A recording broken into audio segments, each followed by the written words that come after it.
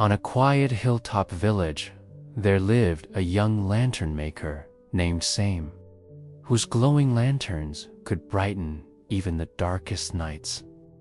People said his hands carried magic, and his smile carried peace. But one stormy evening, lightning struck his workshop and burned everything he had ever created. While the villagers rushed to help, they wondered how Saim would survive such a loss. Yet, when he stepped out of the ashes, he was still smiling. Saim had always believed that a small light could change a person's entire night. Every morning, he sat outside his tiny workshop, shaping bamboo, polishing glass, and painting gentle patterns onto every lantern he made. Children waited eagerly for his newest designs, and travelers from nearby towns bought his lanterns as gifts. It wasn't wealth that made Saim happy. It was the joy in people's eyes when his lanterns lit their homes. But after the storm destroyed his workshop, Saim stood silently before the ruins. The place where he had poured years of hard work was now just ashes and broken wood. The villagers whispered, "Poor Saim, how will he ever start again?"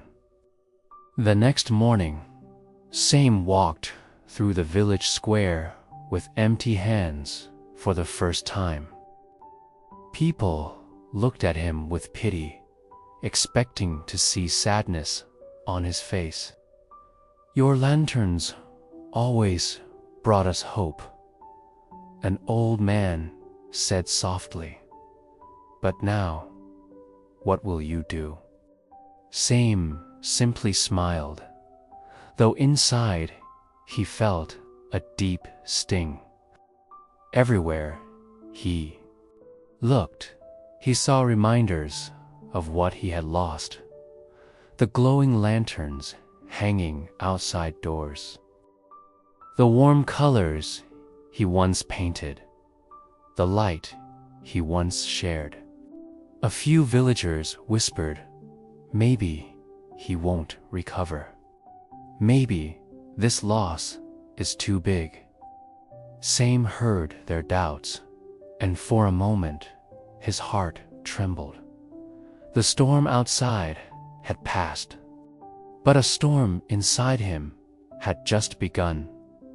That night, Saim sat alone on the hill where he once tested his lanterns. The sky was dark, and for the first time in years, he had no light to lift toward the stars. A quiet heaviness settled in his chest. Was my happiness only in those lanterns? He wondered. He remembered the warmth they brought to others. But now, all he felt was emptiness. A part of him whispered, "Give up. You've lost everything." Another voice murmured softly, "Maybe this is the end. Maybe the villagers were right." Saim closed his eyes, fighting the ache rising. Inside him, he didn't know what hurt more, the loss of his workshop or the fear that he would never create light again. As Saim sat in silence, an old traveler passed by the hill, carrying a dim lantern that flickered weakly. He stopped beside Saim and said gently, "Why does a young lantern maker sit in the dark?" Saim sighed, "My workshop burned. My tools are gone. I have nothing left to create light." The old man smiled, lifting his fragile lantern. Light doesn't come from tools. It comes from the hands and heart that believe in it. Saim looked at him, confused. The traveler placed the weak lantern in Saim's hands. "Fix this," he said softly. "If you can revive one dying flame, you'll know your gift never burned away." Then he walked into the night, leaving Saim with a single fading glow. Saim held the traveler's lantern carefully, watching its weak flame struggle against the cold wind. His hands trembled as he adjusted the bent frame and cleaned the dusty glass. Slowly, the small flame grew brighter. In that gentle glow, something shifted inside him. "The fire didn't die," he whispered. "It was only waiting for care." A warmth spread through his chest, the same feeling he once had when creating his first lantern. In that moment, Saim understood his gift wasn't lost. It had simply been hidden beneath fear. And this tiny flame was calling him to rise again. The next morning, Saim walked back to the ashes of his workshop with the revived lantern in his hands.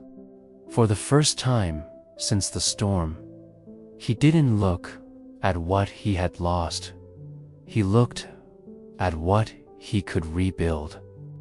He gathered broken bamboo pieces, cleaned whatever tools survived, and began shaping a new frame. The villagers watched in surprise as Saim worked with steady hands and a calm heart. Saim replied gently, "Because my happiness wasn't burnt. It lives here," he said, touching his chest. "As long as I can create light, I will never be in darkness." Within a week, Saim rebuilt a small corner of his workshop and crafted his first new lantern. When he hung it outside, its warm glow spread across the village like hope returning home. People gathered around, amazed that after such loss, Saim looked happier than before. He said softly, "The storm took my lanterns, not my light." From that day on, villagers learned something deeper from him. Happiness is not found in perfect days, but in a heart that chooses to shine anyway. Moral: true light lives inside you. Situations change, but your inner glow does not.